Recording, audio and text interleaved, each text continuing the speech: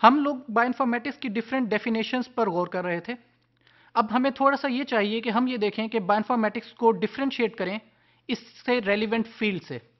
जब हम ये बात करते हैं तो हमारे पास सबसे पहला कंसेप्ट जो आता है वो कंप्यूटेशनल बायोलॉजी का आता है।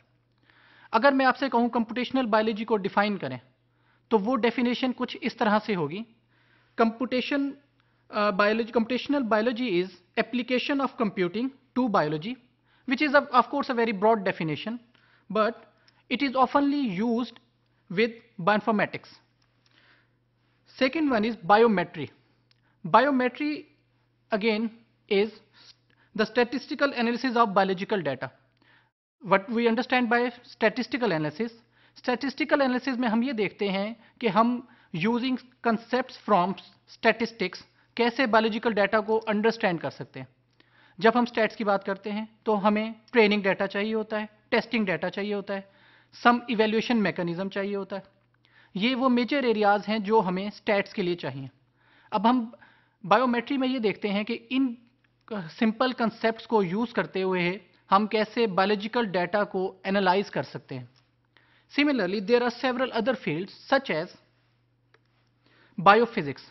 Again, it is made up of two things, bio and physics. अब यहाँ पर क्या होगा कि हम फिजिक्स के कंसेप्ट को कैसे यूज करेंगे for understanding biological data. Physical और फिजिक्स से मुराद हम क्या लेते हैं? Basically it is matter and energy relationship. हम ये देखते हैं कि कौन से हमारे फिजिकल एजेंट्स हैं such as electricity, mechanical forces, energy, light and so on, और इनका इफेक्ट देखते हैं कि कैसे हम for understanding the concepts of biological parts हम इनको अंडरस्टैंड कर सकते हैं। नेक्स्ट हमारे पास मैथमेटिकल बायोलॉजी है। मैथमेटिकल बायोलॉजी में हम क्या करते हैं? हम बायोलॉजी के प्रॉब्लम्स को सॉल्व करने की कोशिश करते हैं थ्रू यूजिंग मैथमेटिकल टर्मिनोलॉजीज। इसमें हमारे पास क्या रिस्ट्रिक्शंस हैं कि हमारा जो डाटा है वो न्यूमेरिक टाइप का होना चाहिए, और उसके बाद इसको इम्प्लीमेंटेशन की ज़रूरत नहीं है कि हम ये ज़रूरी नहीं कि हमने अगर कोई चीज़ मैथमेटिकली प्रूव करनी है तो उसकी सॉफ्टवेयर इम्प्लीमेंटेशन हो या कंप्यूटर पर उसको यूज़ करके हम दिखाएं। It is usually solve with the help of equations, और वो इक्वेशंस बहुत किस्म की हो सकती हैं और मैथमेटिक्स की डिफरेंट चीज़ें हम यूज़ कर सकते हैं। ओके, अब क्या चेंज आया है हमारे पास बायोइन्फॉर्मेटिक्स में? ट्रेडिशनल बायोलॉजी क्या थी? ट्रेडिशनल बायोलॉजी ये थी कि हमारे पास एक स्मॉल रूम है, एक डॉक्टर है, वो डिफरेंट एक्सपेरिमेंट्स करता है और फिर कोई आउटपुट जनरेट करता है। लेकिन अब ये कंसेप्ट बदल चुका है। अब जो वक्त है वो हाई थ्रूपुट का है। हाई थ्रूपुट में हमारे पास क्या है कि हमारे पास बहुत ज़्यादा डाटा होगा, बहुत ज़्यादा लोग उस पर काम कर रहे होंगे, और एक ही वक्त में हम बहुत ज़्यादा आउटपुट जनरेट करेंगे।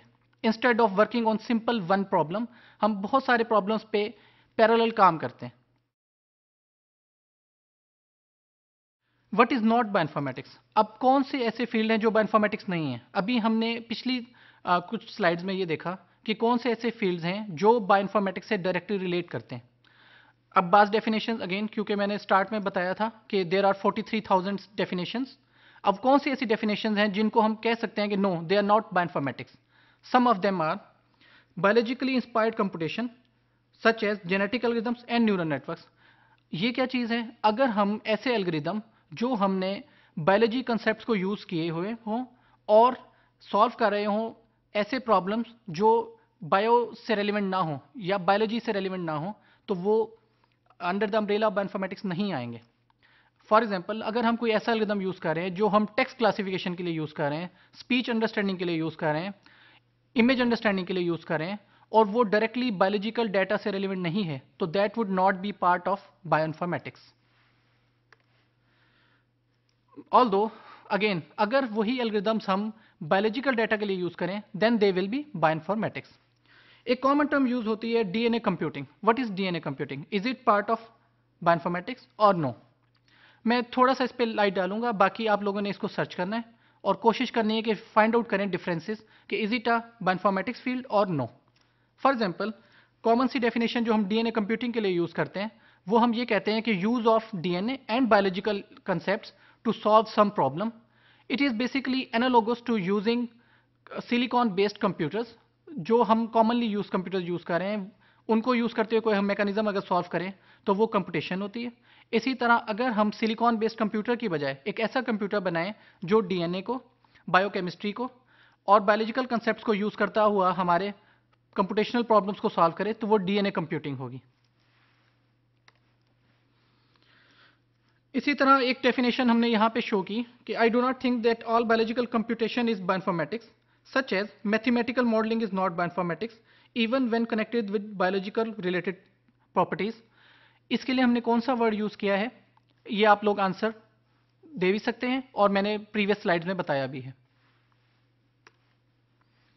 Again, so what we conclude that what is bioinformatics. हमने दो सेक्शन देखे जिसके अंदर हमने स्टार्ट किया बायोइन्फॉर्मेटिक्स की डेफिनेशन से, देन हमने डिफरेंट रिलेशनशिप फाइंड आउट किया between bioinformatics and related concepts. Finally हमने ये कहा कि क्या चीज़ बायोइन्फॉर्मेटिक्स नहीं है। अब हमें कंक्लूड करना चाहिए कि व्हाट इज बायोइन्फॉर्मेटिक्स एंड कहाँ पर हम हैं जो हम बायोइन्फॉर्मेटिक्स से एग्री करते हैं। For example, what we say that bioinformatics has to do with management and the subsequent use of biological information, particularly genetic information. और ये डेफिनेशन हमने कहाँ से ली, एक फेमस बायोलॉजिस्ट हैं फ्रॉम यूके, रिचर्ड डर्बिन, उनकी ये डेफिनेशन है। और हम यहीं पे कंक्लूड करेंगे कि हम ये देखेंगे कि बायोइन्फॉर्मेटिक्स टूल्स को यूज़ करते हुए हम कैसे बायोलॉजिकल डाटा को अंडरस्टैंड कर सकते हैं, इंटरप्रेट कर सकते हैं या सिमुलेट या मॉडल कर सकते हैं।